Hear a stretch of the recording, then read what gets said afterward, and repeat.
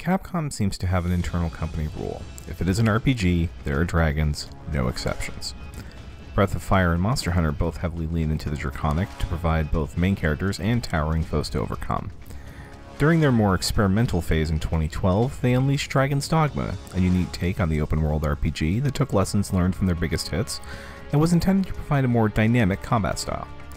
7 years and one enhanced version later, Dragon's Dogma has arrived on Switch, and it lives up to the hype, but there are some technical problems, especially if playing on the go. Like most open-world RPGs, the character is the product of a creator that automates after the game's prologue. Said main character proceeds to have their heart ripped out by a giant dragon, and they become the mythical Arisen as a result. What follows is the Arisen trying to build their strength through combat and other trials in order to become strong enough to slay the dragon and save the world. It's a basic core plot, but the side quests do a good job of fleshing out the world building.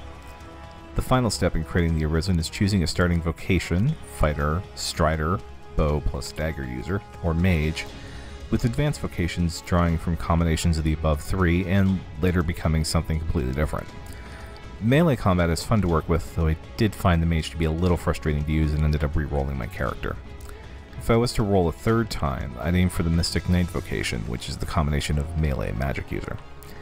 There are 9 different vocations which provide a fair bit of variety, and it's possible to see how the classes work by way of the game's trademark pawn system.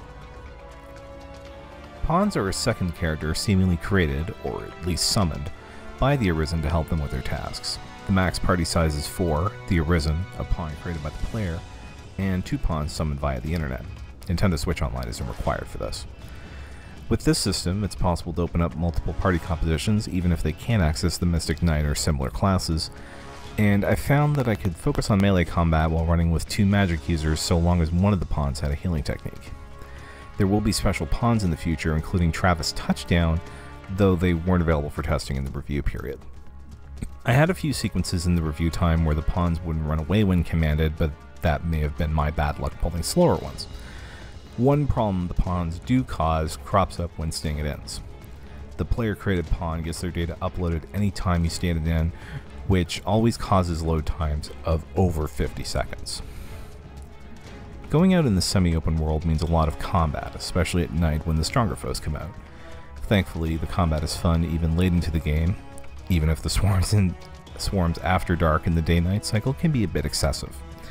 The combination of not being able to see a long distance and the fact that enemy strength and numbers crank up at night can make it feel like there's a dozen enemies on screen at once. Playing in handheld mode, I did notice there was a couple of times where enemies dropped off the screen, and viewing the night or dungeon scenes was a little bit difficult. I didn't notice any frame hits, but it should run closer to the Xbox One or PlayStation 4 versions docked. When playing handheld, it was at about the level of a PlayStation 3 or Xbox 360 version. Aside from the big in loads mentioned earlier, the load times are about 3 to 5 seconds running downloaded on the Switch. Before playing it on Switch, I always understood Dragon's Dogma as one of the most underrated RPGs around. Having played it now, I really hope it doesn't get overshadowed by the big RPGs, whether ports or original content that are coming out around it. Dark Arisen has some of the more unique systems in modern RPGs, and great combat to go along with it. It's a great adventure, and if they can improve the loads after the ends, it'll be essential.